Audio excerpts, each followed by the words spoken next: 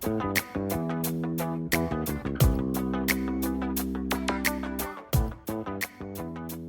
special thank you to the Archie Bray Foundation for sponsoring this episode of Tales of the Red Clay Rambler.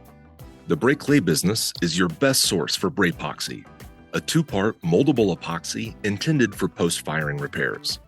Working like clay, it's easy to shape, texture, fill gaps, and recreate missing parts. Braypoxy is sold in tan, white, and black base colors, and we also have a 9-color kit that will allow you to perfectly disguise your repair. To place your order, call us at 406-442-2521 or order online anytime at archiebrayclay.com.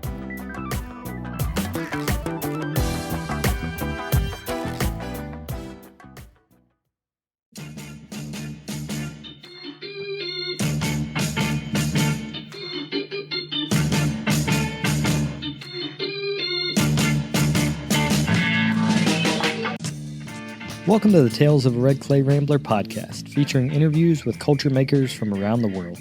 This is Ben Carter. I'm going to be your host. If you'd like more information on the show, please visit our website, talesofaredclayrambler.com.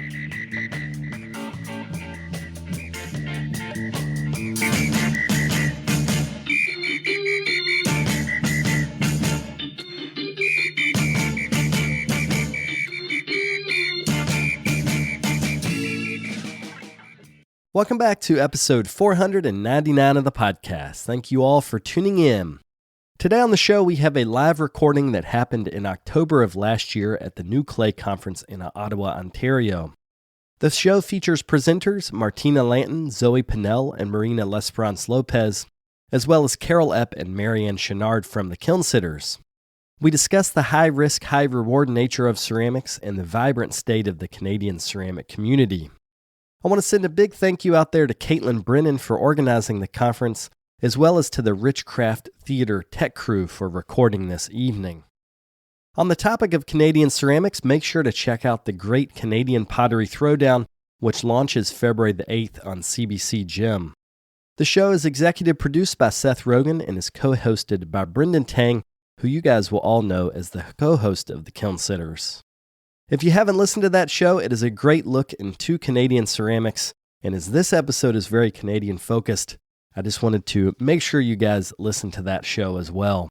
You can find out more about that at brickyardnetwork.org/thekilnsitters. I also wanted to take a minute to congratulate my friend Paul Blaze, who just released his 1,000th episode of the Potters Cast. That is mind-blowing, the amount of commitment and research and time that he has put into putting on this show for years and years and years. So a big, hearty congratulations for Paul. I did want to highlight an episode he did way back in the day with Robin Hopper, episode 195, which is a great glimpse into Robin Hopper's life.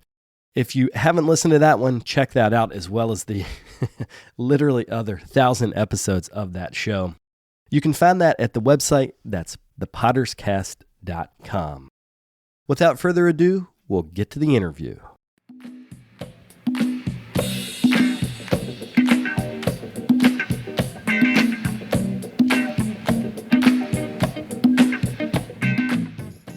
So I'm just going to have folks introduce themselves and just say what they do and where they live. Hello, my name is Marina Lespe Lopez. I live in Montreal. I do, I would say, narrative imagery with colored clay. So my pieces are very, very intricate with a lot of details and colors. I'm Zoe Pinnell. I live in Toronto and my studio is in Hamilton, so it's a fun little commute between the both. But I work in earthenware primarily, and I do highly decorative, very illustrative, also narrative works about a lot of plants and animals and garden life, and I kind of try to bring that to life on the earthenware. Hi, I'm Martina Lantin, and I currently divide my time between Calgary, Alberta, and southern Vermont. And in Alberta, I teach at the Alberta University of the Arts. And in my ceramic work, I also work in earthenware. And I create often highly patterned tableware, but also work in installation practices and think about ways to bring two-dimensional pattern into three-dimensional form, which I'll talk more about tomorrow. I'm Carole Epp. I'm from Saskatoon, and I make some functional work. I make some sculptural work in the past, a whole range of things, and I podcast. I'm Ben Carter. I live in New Jersey, but I'm from Virginia, so I don't have a New Jersey accent. But I also work in earthenware. We're a very earthenware-heavy conference this year. Nice. So a lot of terracotta talk that's going to happen tomorrow. But I make functional pots and podcast as well as helping other people make their podcasts. Hi, everyone. Marianne, Chenard. I'm your French representative. So if you need translation for your question, I can do this for you. I would be happy to do this all weekend. Live in Montreal now, but my heart is in Bas-Saint-Laurent. And my practice, I used to do functional pottery for over 10 years, and now it's focused more on sustainability and working directly in a landscape with raw material and then exploring representation and influence from the landscape. So I'm happy, and I'm host too, so happy to be here with you tonight. She's the ultimate low fire worker because she does not fire. Or pit fire, which is awesome. Yeah. So yes. Well, to start, we're just going to have you all talk about what you're interested in the studio these days. So what's getting you excited? So if we could start with you, Zoe, that would be great. I've been really challenging myself lately. I feel like over the past few years, I haven't really had a lot of time since graduating and moving into like a full-time studio space to really truly practice my work between the pandemic and between just like working a lot of jobs and trying to make ends meet coming out of school. This is my first true year focusing on my ceramic pieces. And so within that time, I've just been looking at how I can continue developing my forms and building those up as long as the surfaces as well. And what's really been what's been interesting has I've been trying to study a bit more on glazes, and I primarily use commercial glazes, but I've been trying to dive into the world of mixing my own palettes and mixing my own materials to sort of get those surfaces that I'm looking for. I'm going to talk about it on Sunday, but I used to study a lot in like low fire soda and doing earthenware soda firing. And now since graduating, I've moved into an electric kiln, but I'm seeing how I can sort of incorporate the soda fired surfaces into an electric firing. And so using the commercial materials, it doesn't really give me that opportunity, but I don't have the facility to fully mix my materials. So I'm trying to find that balance, and so I'm looking a lot at terrasigillata, the colored terrasage, flashing with terrasage, incorporating different flashing materials in an electric kiln, and promoting reduction in an electric kiln, and developing those glaze bodies and the clay bodies to be able to support that. So I'm kind of in a deep dive in that, and I'm just jumping back into it after my undergrad, but it feels fun. I'm actually excited. Like, it's exciting to kind of go into your studio and be like, you know what, like, let's do this. Like, see what happens. Just experiment and fail. So that's kind of where I'm at right now. I love that you just said experiment and fail. Yeah. With a smile on her face. Exactly. Oh, yeah. Yeah. Thank you for adding that. The podcast listeners wouldn't it? Wow. My studio life is quite sporadic, and so I am excited whenever I can enter it.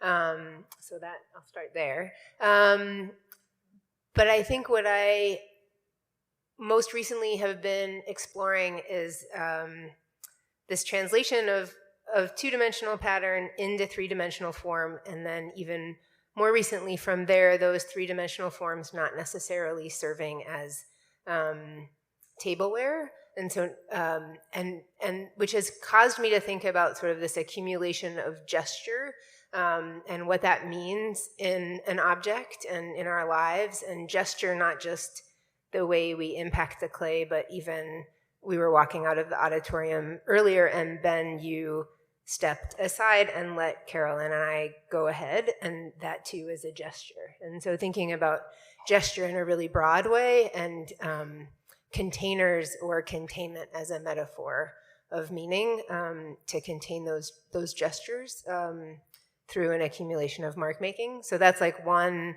vein of my work, but then I'm so divided because then I do really time-consuming decoration, and I'm really excited about color and pattern. And those are two very different bodies of work, which you'll see more in image form tomorrow. Sorry to the podcast listeners who aren't there tomorrow. But that's really sort of, I feel divided but equally excited about both of those veins of exploration right now in the studio. Me, what interests me the most, I would say these days, is how my stories can relate to people. And so, to be honest, like I lived the last year pretty much, and I think that's how I make like relatable stories and I find inspiration. So I didn't have like a very productive studio year, but I'm starting back full-time right now. And material-wise, I'm interested to have to search how to have brighter colors in colored clay, and I've been using the frost, and it's really difficult. I don't like it. And I listened to your podcast with Brian Hopkins, and I'm very interested. I didn't know that you could have a low-fired porcelain, so I'm gonna look into that and try some things, because I've been losing so much time just repairing cracks. I feel that's all I do. But I'm good. I'm very good at it now. But like it's annoying. Recently I did like a huge platter that was a big bowl like that. I was very intricate with fire pattern and rabbits and stars and like wands in fire and like a lot of things. And it completely broke. I rehydrated it, and now it's repaired, and like I'm gonna restart the drying process. So I'm interested to find out how to have bright color and less cracks. Well, I think that's a good segue before we get to your question. I've been thinking about high risk, high reward, and how that's the ceramic process. And I think about that actually in all three of your work, especially Martina, with the way you're weaving, like the work you were doing at the Gardner, where you're essentially weaving clay and then hoping for the best. Or at least that's what it seems like. Oh, absolutely. Yeah, because clay wants to do that. And the same when you said with the cracking issues. So can you all talk about that sense of risk and reward in your practice? I think I was struck, Zoe, how you were talking with such joy about failure.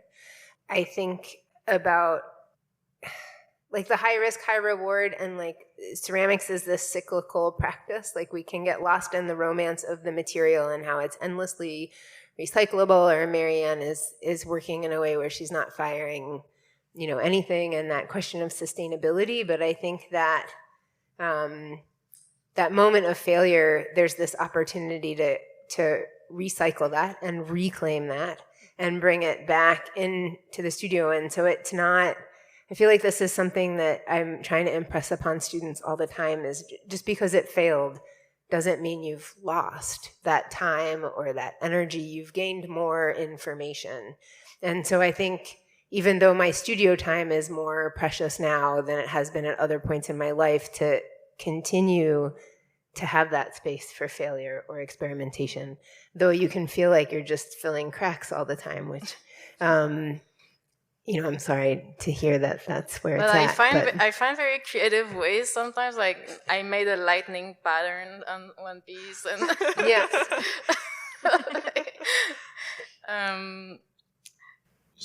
But the frost is really not nice. Okay, is frost, this is porcelain? Yeah, it's a porcelain, but it's really not plastic. Like it's hard to. It's a clay from Laguna, I think. No. Yeah, Laguna frost. Yeah, it's like a lower temperature southern ice, like a It's like a cone 6, right? Cone 6. Mm-hmm. Yeah.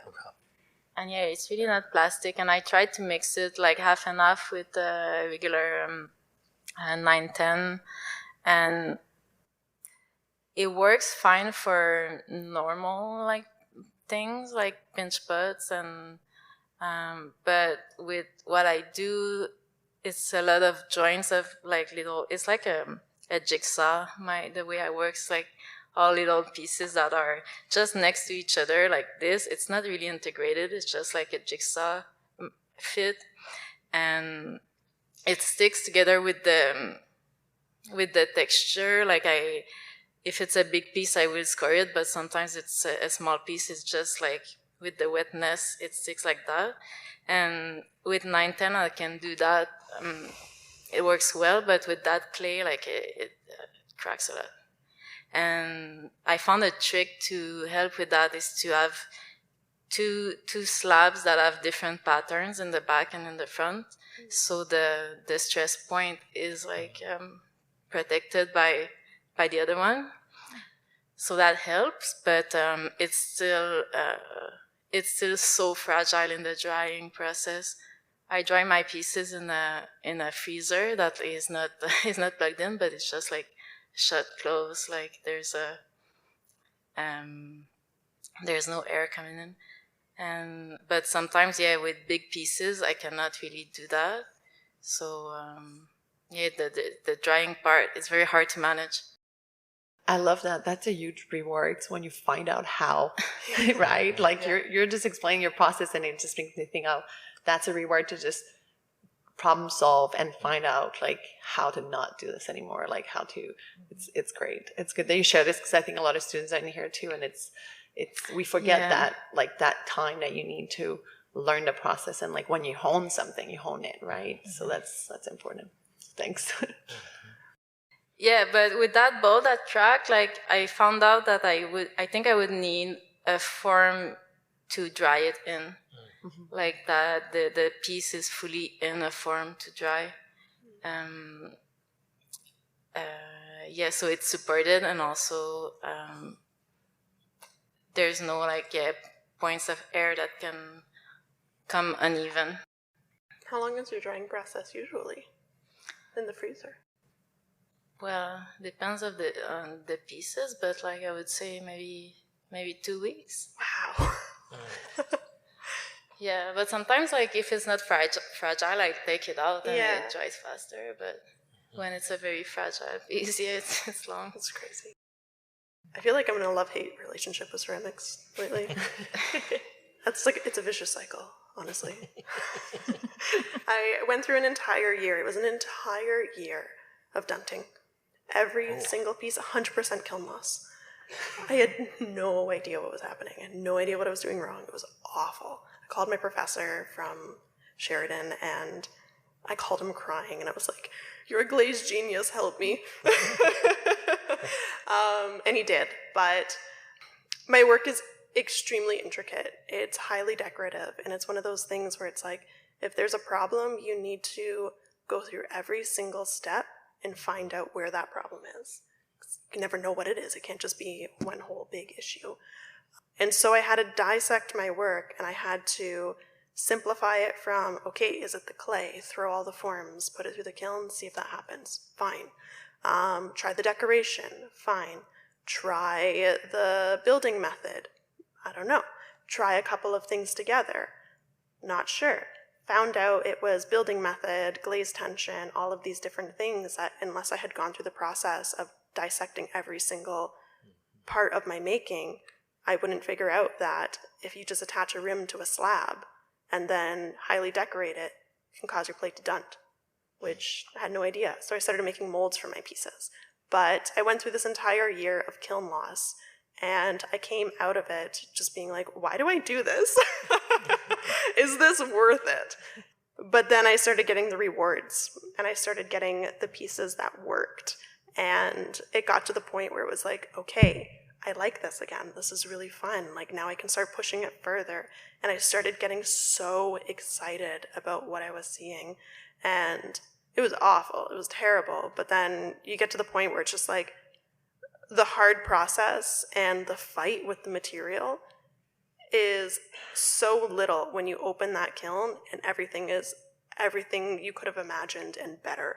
And then it informs you in your next steps and your next practice. And of course, like, things are still happening. There's still bad stuff going on. But it makes that feel so much more minimal, and it makes you feel so much more in control of it. But you're not going to know unless you see all those errors, go through all those hard problems, and just build your skill and understand that material. But yeah, it was brutal. I'm amazed that you went a year, because God. I think that would break most people. Yeah. And I think that says so much about, as artists, that it's so much about that passion, that it's like you have something that you needed to say, and damn it, you were going to find that, right? It was just It's like, incredible. yeah, why can't I make a plate and put rabbits on it? Like, come on. Like, I'm not asking that it's much. so simple. Yeah. No, it's not for the weak, but also, like, it makes you stronger in the way. So, yeah. I have to say, I really love that we've started the whole conference just talking about failure. Like, it's beautiful when, and I just really appreciate the vulnerability that you're already bringing to the table in terms of sharing about your process and your work, because I think that that's something everybody can take something home from that, right? And everybody feels seen and heard, knowing that that we all go through it. So, yeah, it's a nice tone to set the conference with. I went to that's funny, it makes me think about it. I went to a Zen meditation practice, and the monk, it was the first time, and she was asking questions about what we're doing in our life. And when I said I do ceramics, she said, "Oh, you're stubborn." Like, yeah, her husband was a ceramicist, and that's what she thinks about ceramics. Ceramicists, they're stubborn. It's true. It's true. So I'm going to use what you just said, your yoga practice, to sort of segue into my question, because I'm curious about, I know sort of if I go through my house, it kind of looks like everything exploded everywhere, but there are projects here and there and all these different materials and like quilting and wood burning and all these different things come into my practice. And then, you think expanding out of like what influences all of those things and how they all weave together. I'm curious what each of you are really passionate about outside of ceramics, but that still you find, and maybe it's an unconscious thing that suddenly 5 years later you're like, oh my gosh, like that's actually in my work and that was related to this or that or whatever, right? Yeah, just what sorts of things you're doing in the rest of your life outside of the studio that still comes in. I've dedicated my life to clay. It's like 24/7. No, I have hobbies, some hobbies, very few. I worked as a barista for a very long time. I really love coffee, and I think coffee is really incredible. But I worked in specialty coffee, which is, we had lovely chocolate this evening, which is very similar to chocolate. It's pretty much the exact same thing in terms of the tasting profiles and all of that. And coffee and clay go hand in hand. We drink from coffee cups. And that started informing my practice. I started becoming really excited about that, but that's aside. And gardening. I spend a lot of time gardening. I find that, especially these days, it's becoming so important to learn how to grow our own food. And I've been pushing myself as I'm getting older to be able to sort of have a sustainable and constantly like regenerative life.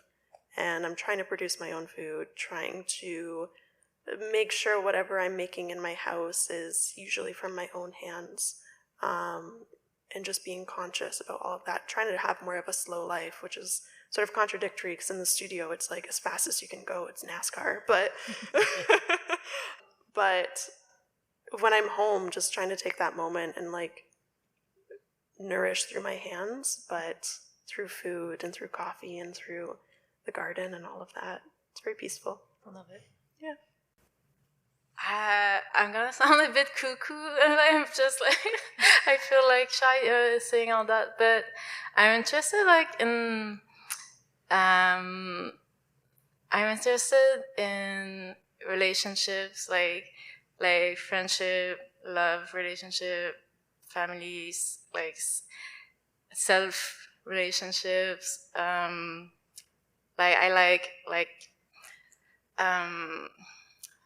things to get in sync with your intuition, like tarot and astrology, and different ways to access, those parts that are hard to reach sometimes. We don't necessarily learn that like by our peers or like our family or stuff like that. So yeah, I'm very interested in that in the last 2 years, I would say, how to go deeper in like my spiritual practice. I used to be a cook also for a long time. I love foraging. I don't have a chance to do it often though, but I like to go in the woods and like look for mushrooms and stuff like that. I used to love to garden. I cannot anymore. I don't have a space, but that's all. It's all good. I have a co-op apartment, which is better than what I had before. Yeah. I feel so shy like saying that, but it is the truth. I love it. If it makes you feel better, I'm into tarot and all that stuff. Okay. So we can start our own podcast. But yeah, thanks for sharing, because it's true. It's kind of hard to talk these things. It's the spirituality and all this sort of things. I think for me, about 6 or 7 years ago, I made a shift in my work. I was doing mostly slip decorated earthenware, and shifted to maiolica, and some of that was predicated on climate. Alberta's really dry, so the clay dries incredibly quickly, and slip decorating for me would take a lot of time, and so I would have this anxiety about being able to throw a bunch and not be able to work through the decoration process. And I have to say, maiolica has been glorious. There's half decorated pots since before the pandemic, and I don't even know what I was thinking, and they're still sitting there half finished. But I was making some work, and I was sharing it with a friend who also has an arts background and is a parent, and I have a daughter who's 8. And she said, "Oh, you decorated it like that because you have a child." And it never occurred to me that the aesthetic life that was coming into my frame of reference through having a child and having her clothing choices and the graphic things that are geared towards children and children's books, certainly, like all of that was starting to come into the surface choices that I was making in my ceramics, and I hadn't really put those two things together. And we were talking earlier about sort of light bulb moments, and I guess that would have been one of them, is now bringing more consciousness into how having this person in my life is enriching the sphere of what it is that influences me. And it also has meant more quilting. Carole brought up quilting also as a component of her life outside of clay. And for me, quilting was a way to play with pattern and color that also wasn't dictated by time in the way that clay work can be. Half-finished quilts also sustain themselves quite nicely in cardboard boxes in my studio. And so quilting, and also more recently, punch needle and tuft and gun work, so also working through color and pattern and two-dimensional surfaces in that way, too, is a more recent component of my studio practice. It's we're very transient in Calgary, and so I'm changing houses about every year and a half, 2 years, and so sometimes I have a studio space to work in, and sometimes I don't, and so the fiber is something that I can do anywhere, which I really appreciate as well. I wanted to get a read on the audience. How many of you have some artistic or creative practice or spiritual practice that is not clay, but that you feel like feeds your clay practice? Okay. Yeah, because I think there's a common, like you were talking about, Marina, being a seeker, like wanting either self-knowledge, or sometimes I think for me it's been compassion for others, and that drive is real in me. Like it's as real as trying to figure out slip on pots, So I think, like, as we're looking at the audience, almost half of you raised your hand that there's something else. And I think that's kind of two-part system where you have clay work and then you have something else, I think is a really valuable thing. And through talking to other artists, it's really common also. I think it's almost the norm, actually. Thanks, man. That's right. I'm curious. I've been thinking, because all of you are in different stage in your practice, and there's a lot of students in here, and I went through this process. Like at one point in my career, I was like, should I go to grad school? Should I get more study? Should I do residency? And it's like in our ceramic path, sometimes we have to make decision, and we are looking for places for research. And I was wondering for you, like, did you go to grad school, or how do you process research? Do you do residency where you put yourself in a context where you can be with other people and push your limits, or do you do your own research in the studio? And so just wondering, like, also, was school important in your path as a ceramist, and like a bit that turning point, like Martina, we talked about, like, it was a point in your practice that things shift and you're like, oh, I needed that. These people helped me, or like this was important for this schooling, or this class changed my practice. I didn't get a Bachelor of Fine Art degree. I went to a liberal arts college, and but the ceramic studio, I was actually a photo major, but my ceramic teacher was way more engaging than my photo professor. And so I switched, but it was also the material that engaged me. And at that time, and it was the community dynamics in the studio. But there, we didn't really talk about graduate school. It was much more of an apprentice mindset. And so I went and developed my skills as an apprentice in the UK, and then pursued other educational opportunities in Europe before becoming a production potter for 10 years. So I really worked making other people's work for a long time and doing my work on the side. And I think for me, that gave me a lot of skill, but it didn't help me understand what it is I wanted to convey in my work. And that came much later. And that for me did come through a residency and then graduate school. But I think, as an educator now, what I encourage students to think about is more looking at where the energy is and what it is that how they want to be fed, and what kind of a community they also want to participate in. Because I think it's important to remember that it's not only about what school or what a residency or what a research environment can give you, but what you can give it. Mm-hmm. And so, yeah, I think that's how I think about it for me. And I'm grateful for graduate school, but I don't feel like I think there's a lot of ways to learn. And I think community programs like the one here show that too. Yeah, I feel like I'm at this like crossroad in my life right now, actually. I finished a residency at Harbourfront Center last year, and I am now working in my own studio space. I run all of the programming there, along with a few other teachers, and that is kind of like my full-time job. I'm the technician, and I have my full-time studio practice, and it's basically what anyone could ask for. But I constantly have this idea in my head, should I go get my master's? I want to push myself further in my work, but do I also want to do this just so I could get a cozy position someday? Get a good job, maybe, I don't know. I also feel like I kind of want to go in the direction of leaving Toronto, getting as far away as I possibly can, move up north into the middle of nowhere and just make pots for myself and just have a low cost of living and be peaceful up there, just doing what I love. And so I feel like I'm stuck with that decision. But I also just never expected to be where I am today. When I graduated high school, I was so lucky, and I was part of an arts high school. It sort of supported my arts practice. I always knew I wanted to be an artist of some sort. I fell in love with ceramics, and then I was finishing up school and told myself, I cannot be an artist, I need to become a dietitian.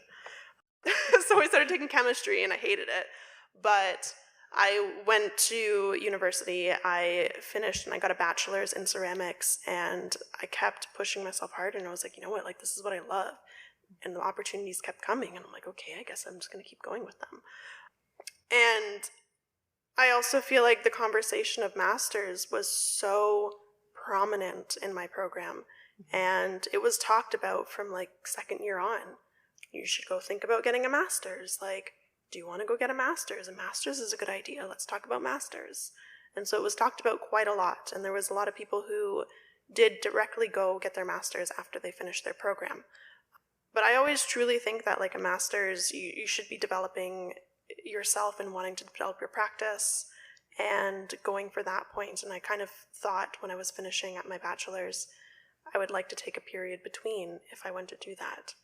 But I don't know. Now I'm kind of at that point where it's like, what else do I do? Do I continue doing this lovely position that I have in my studio, which is fantastic, and it's just as rewarding as what could be after in terms of a master's? But do I want to get the credentials just to have the credentials? Do I want to do it because I want to push myself further? And it's just a constant struggle. It's a constant like financial and mental struggle. You never really know. Like I still have my own debt from my BA. Yeah, I don't know what to do, but it's like you don't have to go get it. It just feels like if it's kind of pushed in front of you quite a lot, it seems almost necessary to go further. I remember feeling that urgency after an undergrad program where it was like, and I applied to a bunch of grad schools straight out and got denied by all of them. Sad. It's defeating. It was like it's like right out of the bat, it was like, oh, I was set up for failure, and then I felt like this failure coming out of school right away. And I think in that moment, especially when we're young and stuff, those pressures, it feels like the whole world is like, if we don't get those credentials, if we don't do all of these things in the right order, then we're not going to have the career that we want. And I look back on that now and I think, oh my God, like at 45, I still have half my life to go. I still haven't made the decisions of what I want to be when I grow up. Like it's that when you take away that urgency, and then I think you open yourself up to a lot of other really incredible opportunities that if you're just solely focused in one direction, you really could miss out on. Mm-hmm. I relate a lot to what Zoe said. I'm at a similar place, but my main motivation to go do a master, if I do it, is that I want to work and not think about sales, because that's my issue with the cracks. So if I come back to what I was talking before, like if I didn't need to sell stuff to pay for the rent, I wouldn't care like spending like weeks and months to like get to know the cracks. Like that's fine for me. But the stress that it comes when like you need to sell stuff like to continue like living, and because of that, I came back to previous style that I wanted to move on from, because I knew that they were popular, they would sell, and like I knew how to do them successfully, and that's fine. Like I don't mind it, but like I wanted to go in another direction, and I didn't. It was not safe anymore for me to keep going if I didn't like make some money before. So now, I did that. I did the previous styles, and I came back to it. But like eventually, I would need to make work that I can sell. So. And also, like I brought like a couple of pieces like for the event, but they're super expensive. Like it's very long and detailed. So it's a market I don't know. Also, I'm used to sell mugs, still fancy mugs, but like it's still like accessible for most people. But those pieces like are collectible, like gallery pieces, and I don't know where to start to sell them. So if I was doing a master, I could just focus on researching and creating, and learn that in a pace that makes sense, like for me. So it's a thing that's on my mind too. I consider it. Yeah, it comes to time, right? It's like I've been in that wheel of like you have boutique and selling markets, and you have to keep going. Your time's going, and then you're thinking of everything else you want to make and you don't have the time for it. So I know the feeling. And for a lot of people, doing a master is giving yourself time and putting yourself in a community where everyone's going to look at your work and critique it really hard and like push you. But yeah, that's a difficult. But it's funny. I like hearing you, Zoe, because I was like, I thought about it like 4 years before I went back, and I thought, oh wow, I'm way too old, but I don't regret it at all. Like I think waiting and like my work changed, and I was ready for it. So if you're not sure, just wait until you're sure. If you really want to do this, like grad school. I also feel like grad schools are very vulnerable positions. Yeah, like being a student in one, like if you go to a grad school that's pushing you to your very limit, are you ready for that? Like probably not. It's going to break most people, but like, are you ready for that? Are you ready to commit 2 to 3 years of your life and just like focus solely on your work and not talk to anyone because you just need to focus on your work? Like, I don't know. It's a big conversation. Yeah. We'll be right back after a quick word from our sponsors. Today's episode is brought to you by the Rosenfield Collection of Functional Ceramic Art. The collection exists as an online resource for research and inspiration, featuring photos of over 4,000 objects made by over 1,000 artists. The images are high quality and can be used with no permission required, making them a great resource for students and teachers. To find out more, visit rosenfieldcollection.com.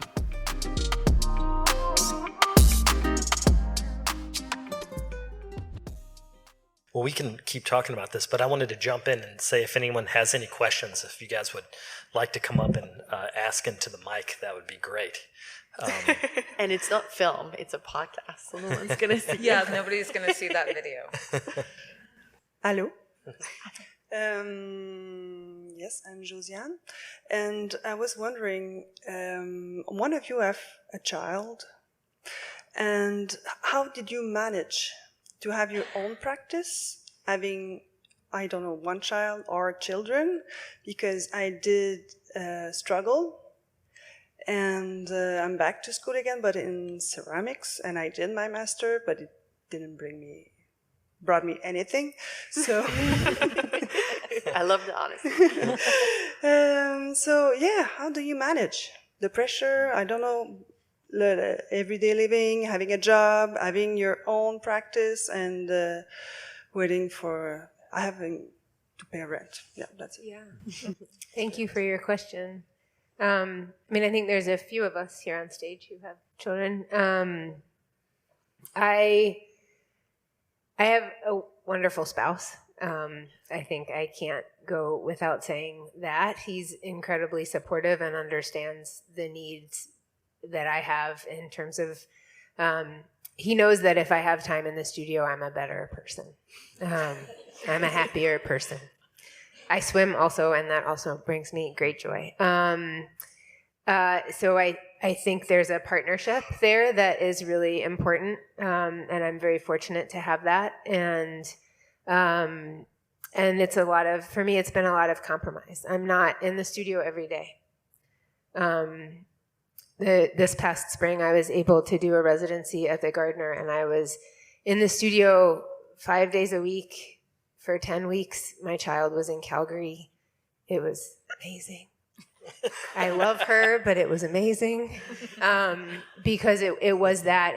But it was very precious, and those times are very precious. And I remember an American potter named Warren Mackenzie. I was present when he gave a lecture later in his life, and he talked about how when he and his first wife first started their studio, they just were in the studio that's all they had to do.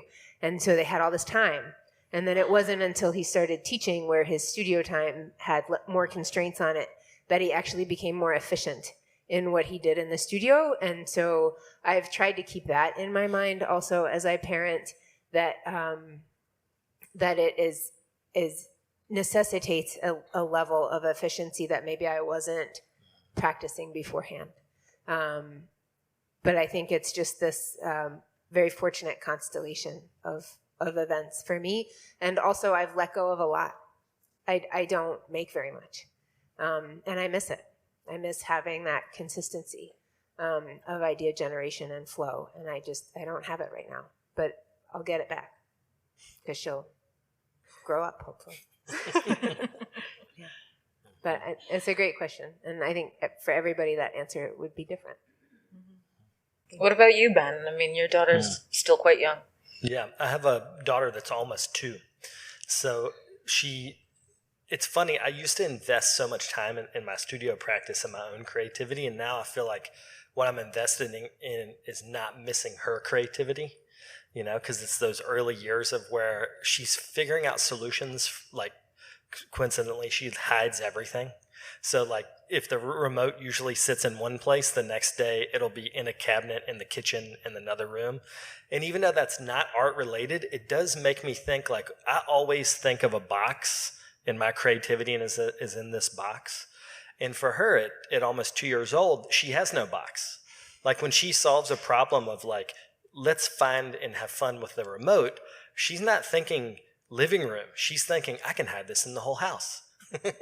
And as silly as that seems, it makes me think, like, what solutions am I not allowing myself to have because I'm only thinking in like this little constraint?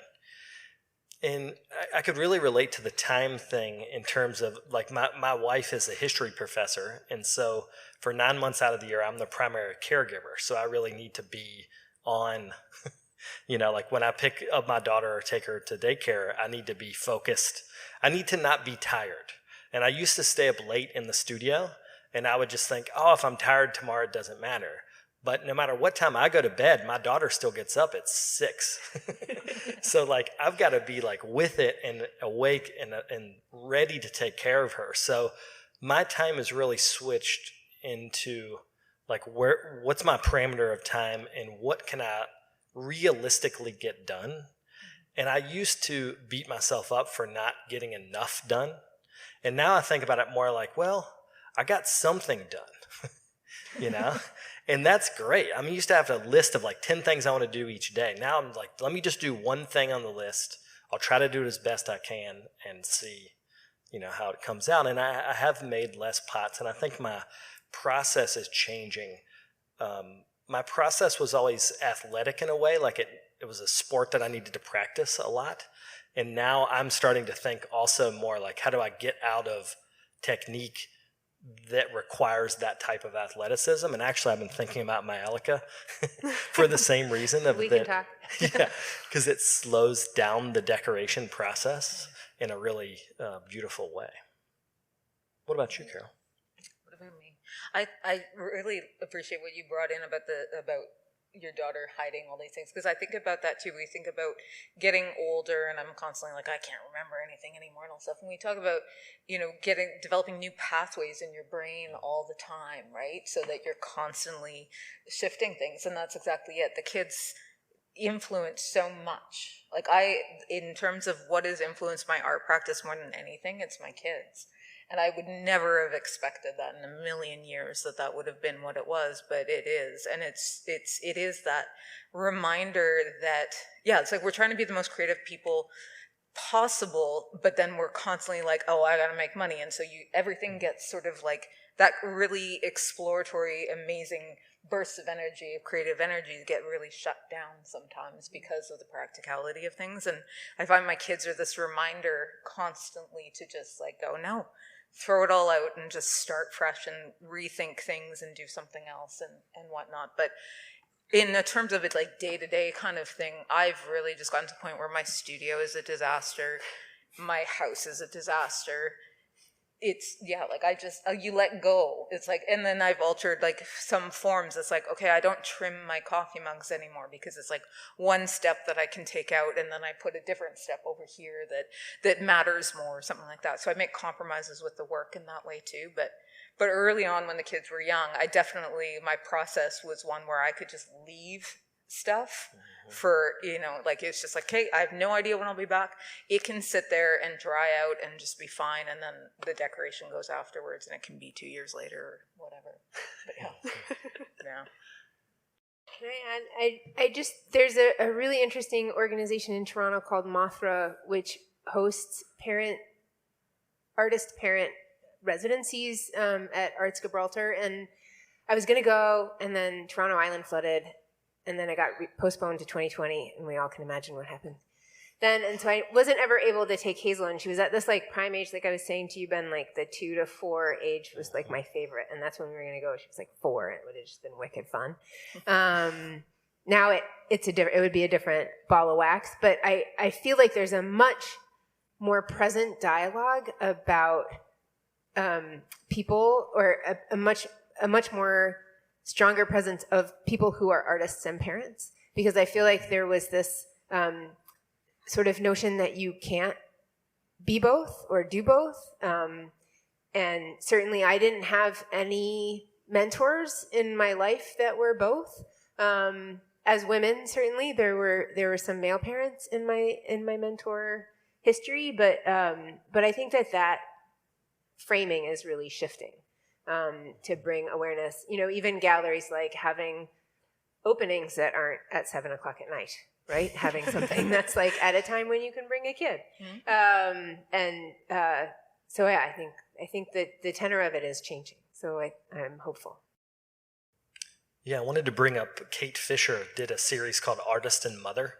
So if you're interested in this topic, she did an interview series with... I think it's called Both Artist and Mother. Both, okay. Sorry. Gotcha. Yeah, did you get interviewed for that? I did. Yeah, is it 10? Are there 10 people? I don't know. Yeah, I can't remember how many, but it's a really good series, and you can find that at her website. So I have no idea what I would have said back then either. It's probably totally different. Now you've got to the point too that where my kids are like at that point they're about to leave, and it's like suddenly you're like, oh, now what? Yeah, and I can sense on the horizon this like just totally unhinged time in the studio. It's gonna be amazing. Can't wait to see it. Yeah. I'd listen to that podcast, Unhinged in the studio. Naomi Clement here with a question. I know there's at least a few of you here whose careers and educations have straddled the border between Canada and the U.S. And, I think in Canada, we tend to think or in the U.S., when I was there, Canada's just an extension of the American clay scene. And being here in Canada, going to school here, that we look at it with these rose-colored glasses in a lot of ways. And I guess I'm just curious if there's something that you uniquely love about the Canadian clay scene that you don't find elsewhere. The grants. No, I'm gonna have to be honest. No, yes. What I realized, because I did my MFA in the US and during pandemic, so a lot of tension socially, politically, and everything. I made really great friends, but I felt so. And they asked me, like, are you gonna stay in the States or are you gonna go back to Canada? I was like, I'm gonna go back to Canada. I was like, because I want to be in it. I want to teach, and my salary is gonna be better in Canada. I wanna invest in the research and my art practice. And I know we have Canada Consul. We have a lot of help. And I saw my friends that were just graduating and be like, okay, I gotta go and apply for 20 residency and hope to get in and to continue and have a studio and it was it felt like it was a run up for the best, survival of the fittest, pushing everyone else and getting to the top, where I felt like in Canada, not that it's it's hard too, we get failures, you get rejected, I just got rejected for a grant, it happens all the time, but I feel like that the chance or the community, or I don't know, I know there's a big community in the States, I don't want to sound, but I feel there's a support in a sense, there's a support for, that grant system we have is really amazing, and that's something that I feel that I felt supported when I came back in a sense. I think the Canadian scene is, and we have a long distance. I think I wish we had more communication and maybe gallery, more markets, ceramic scene as an art, because that's something that we don't talk a lot, but that's a bit more negative, is especially in Quebec, we live, it's craft and art, and it feels like things can't play together, where in the US it feels like that border is not as strong, and so that's something that maybe in Canada we could work on, but definitely for me that support for research and for all types, right? It's great. What do you think, Carole? Don't put me on the the spot. I didn't go to the States for school. Yeah. I went But about much Canadian, further. like, what do you think about the Canadian? Yeah, I agree. Support. I think the thing that I sort of got caught up in my head when you were talking there is, because I feel like that's a question I've asked myself so many years, is why is it so different? Why do I can send pots to the States and sell them for twice as much and get that money back in American, and why can't we have that here?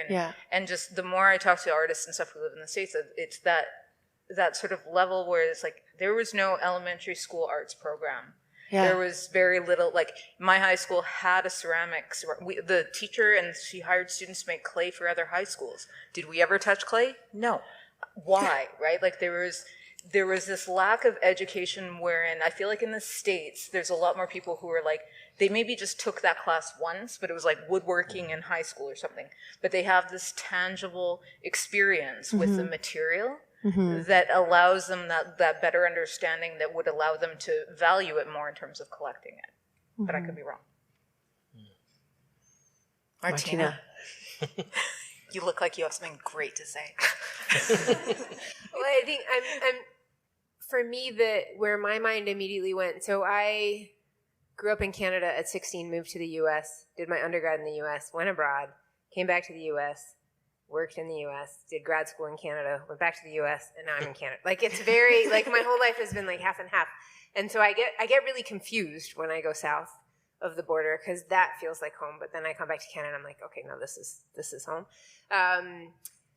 And for me, coming back to Canada for grad school, I was so, it was like Christmas every day, because I was learning about all these new artists, because Naomi, you alluded to that, like that border is not, it's somewhat impermeable. And so there's so many incredible artists in Canada that I did not even know about. And like going way back, like people like Jack Sears or, Chikansky, or like, I mean, I knew of Marilyn Levine, but just, even back in the 60s and 70s, artists I didn't know about. Artists that were making, that were the teachers when I was in grad school, and even now, younger artists, and just the breadth of it is amazing, but it is so hard to find out about because we're all spread in this little noodle along the bottom of the border,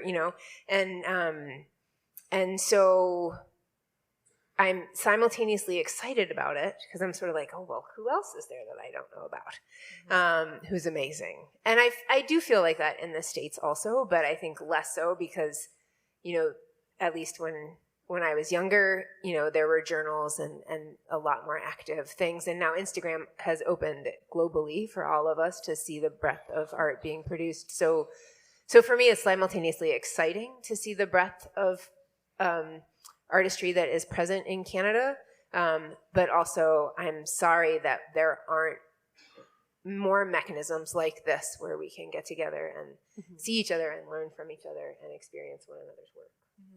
I'm kind of curious too, because you're each living in a different area, and I mean, like I'm from Saskatchewan. We look at the potters and artists that are coming out of your program.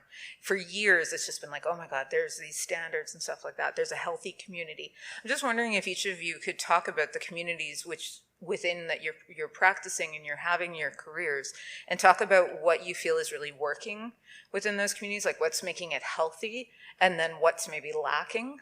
Because I'm curious, like across Canada, like what are things that are working and how can we help each other to have that same level of success, in different areas? I feel like Toronto is this weird bubble, which is actually my issue with being in Canada. Like, I could choose to stay in Toronto for the rest of my life and my career, and Toronto will continue to support me. But someone outside of Toronto may never know who I am, whether that's elsewhere in Canada or somewhere in the States. And I find that so many of the craft shows and the art shows and such are seeking artists from their community, which is lovely, but we need to start seeking artists from all of Canada and being able to bring them in, like an event like this. We can bring everyone in from across Canada. And I think that's so much more beneficial, and it's going to inform of all of these incredible makers that exist across our land. And it's just, it's so exciting because there is so many amazing people, and I feel like I only see them on Instagram or like in galleries here and there, but the likelihood of me being at a show or an event with them is pretty low, and I'd like to see that happen more. Like getting someone into Vancouver, like getting some more Nova Scotia artists in Calgary, like just, yeah, that'd be great. I'd love that. Yeah, I agree. Most of my ceramic community is online. I have a few potter friends in Montreal too, obviously, but I find in Montreal we have a lot of pottery, like functional pottery, like I don't know how to, like dishes type of things, like mugs and stuff like that, but not a lot of conceptual pottery, like functional but also conceptual. And most of the people I know that do that type of work are outside of Montreal in Canada. I don't know what to say about that. Like maybe it's the schools. Maybe it's not like pushed in schools, this type of practice. I'm not sure, but yeah, I find that's a thing that is lacking in diversity. What is nice in Montreal is that like we're very approachable. Like there's a friendly vibe between all of us. I find that like, yeah, I can ask anyone, for even people I don't know, for advice or for like a service or something. We're pretty solidary, I would say. Made me start thinking about residencies. I feel like we don't have enough residencies here. Like, whereas in the States, you can go across the States anywhere and find a residency. Canada, I would say there's maybe like 5 prominent ones that I can potentially list off, and a couple of others here and there, which reduces the ability for us to be able to travel across the country with our craft, which is unfortunate. I have a theory about this, actually, that there are less Canadian residencies because there are government support for individuals. Mm-hmm. As to where in the U.S. we have regional grants that are better than our federal grants, but I think that the federal grants in the U.S. often go to residencies. So the funding pushes people in different directions. And I'm definitely not saying you shouldn't have more residencies here. Maybe all of you all could start your own residency. Because I think it is that simple. I think sometimes we think with institutions like other people start institutions. I won't start an institution. Exactly, yeah. But you've been a part of an institution. Actually, almost everyone here has been a part of some institution that was new and became more established through your own effort. That's a good point. I didn't realize, didn't even think about that, but yeah. But you're asking us to have another job, though, again. Yeah. Right? Like, no, it's interesting because it is that. And I think there are so many artist-led initiatives, and we create for our communities what we see as lacking and whatnot. But it's the same with, like, we don't have enough art criticism about craft. Nobody's read, there's not enough people writing about it and stuff in Canada and stuff. And it's, people always say, well, then write about it. And it's like, no, I want to be at the studio. Like, don't ask me to do more jobs. Yeah. Well, I'm going to give you another job right now, okay? So usually on the Kiln Sitters, I can't believe I'm going to have to be the one to bring this up. There's this thing that's done every episode called a Kaitlyn Crush. And this is someone that you like their work. And I thought that we could end because we're just about to wrap up. But if you could mention either a person or an institution maybe that you'd like to just shout out that's Canadian that you think more people should hear about. So I'm going to start with you, Marianne, down here. Well, just because we talk about residency, and I think most of the people in the crowd from Quebec know, but we have an art center that's growing. It's called the Centre d'Art Rosinski, and that's a ceramic residency, and it's starting to bubble a bit more and really taking root. So that would be like shout out to the director who works for many years now to get this strong. And yeah, Centre d'Art Rosinski residency in Quebec. Check it out. I'm going to shout out Clint Neufeld, who you introduced me to years ago. And I walked into a studio in Saskatchewan and I just went, holy shit. Like, I cannot believe you make this. And at the time he was slip casting full-scale Ford engines in, I think, porcelain, right? I think it was low temperature. Yeah. Okay. People think it's porcelain, which is funny because he was in Montreal in a porcelain show, and he was like, "It's not even porcelain; it's earthenware." So we've just totally called him out on a podcast. Okay, yeah. But I'm shouting him out. So. Yeah. Clint's a great one. Clint's sort of sometimes like Saskatchewan's best kept secret. So I would love to shout out just, there's not a ton of places in Saskatchewan, but I always kind of want to highlight what is happening there. So definitely checking out like the Saskatchewan Craft Council. And then leading off from there, I mean, there's a ton of different galleries in Saskatchewan. One actually, Slate Gallery that's in Regina, though, she definitely brings in, like Janet McPherson is just in a show there right now. So that's definitely a gallery that anybody, I can say, should hit her up, bring some work over, and yeah. But if you do that, you have to contact me, and then I'll organize your workshop, and then we'll all have a big party, and yeah, all the fun stuff. I'm hesitating because I can't actually think of the name of it right now, but the Art Gallery of Alberta just mounted an exhibition highlighting ceramic artwork from Alberta. And so rather than shouting out one individual person, I encourage people to go check out the Art Gallery of Alberta website to check out the amazing work in that show. The name of it either. I know. I'm like, is it about boundaries? Uncommon? Those are the two words that are. I have is it uncommon? Things in my head. Oh, that might be it. Yeah. I don't know. I'm not in it. So I don't care. I do care. It's a phenomenal group. Yeah. I have to shout out my own studio. Honestly, like my studio just opened. It's been open for 2 years now, but the ceramic studio I helped build, and it's been open for a year. They have given me every single opportunity that they could have to be an artist and to be a tech and everything like that. And I am giving them every opportunity back to support them. But they are this amazing studio that has woodworking, textiles, ceramics, and their goal is to bring every single form of art and craft to this space. And we're actually having our first craft show this December. And we're bringing in a couple of Montreal glass artists, which is really exciting. They have been working so hard to change and grow the craft and art scene in Hamilton and the GTA especially. Just, they're fantastic. I can't even put it into words. Like, they're so passionate about what they do, and they have so many goals and concepts and ideas of how they want to change Hamilton and the entire city as a whole and just as an arts organization.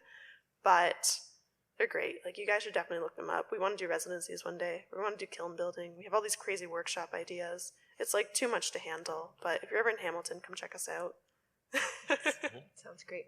Be careful. Hamilton Craft Studios. Be careful. You invited a lot of people there. We might all show up. That's great. We have lots of space. Awesome. I can't find a new name, but I would have said the same thing as Marianne said. The Centre Rosinski. I've been there recently to do a workshop with Merida from YYY Ceramics, so shout out to them too. Like, they're really pushing their practice right now. They work at they are in a residency at the moment at Medalta, and it's very interesting. You can follow that on their IG. They post every day almost. It's very interesting. Yeah, right now they're working with iFire colored clay and we see where that goes. That's interesting. And yeah, Sandor Rosinski, like, it's really a dream. It's like a house in a road where there's nothing. It's not even like in a village. It's just a road with like a church, a little bridge, and and the house is it's super warm. There's wood, there's huge windows, there's a lot of sculptures everywhere.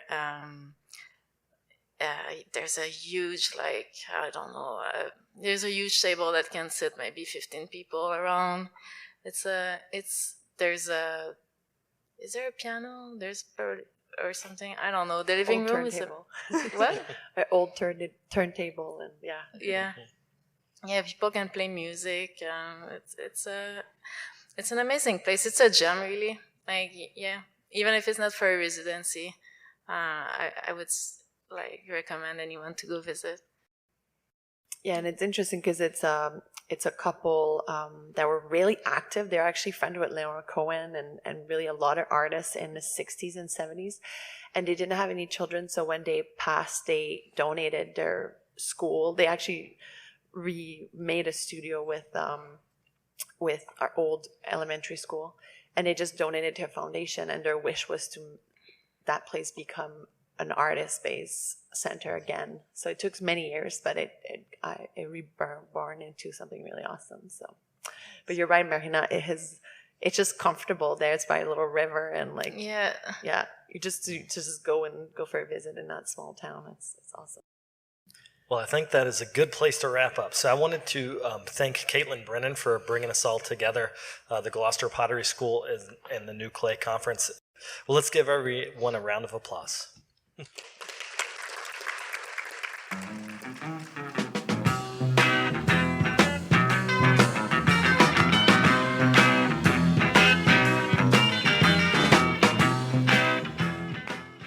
I'd like to thank everyone that was on this show for coming on the show. So many people to thank that I'm just going to say thank you to everyone.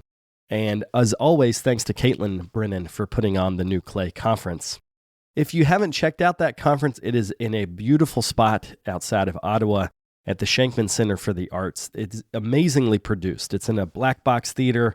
Everyone is mic'd. It's videoed. Everything is just top-notch production. So thanks to Kaitlyn for inviting me to be a part of that, and thanks to everyone that was on the episode today. I also wanted to throw a plug out there for NCECA, which is coming up a little bit more than a month from now. We're going to have 8 live podcast tapings of all different podcasts throughout the ceramic podcasting world that will be happening the Thursday and Friday of the conference. So if you are planning on being at the conference, please stop in and see us.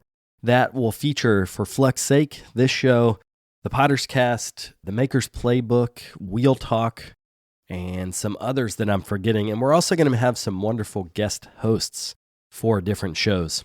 So make sure to check that out at NCECA.net. I'll be back next week with another episode. Thank you all for tuning in. If you'd like more information on the artists on the show, or if you'd like more information about the workshops and events that I'll be having in the next couple months, you can follow me on Twitter, Instagram, and Facebook under Carter Pottery. Another great way to support the show is to leave me a comment on iTunes. To do that, search Tales of a Red Clay Rambler under iTunes Podcasts, and you'll find a page that's linked to our show. Thank you guys for the support.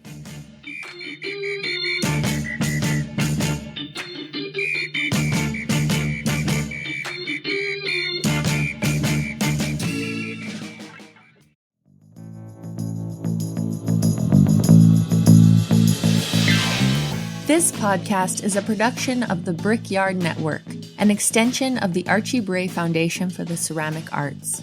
To find out more about our lineup of ceramic podcasts, visit brickyardnetwork.org.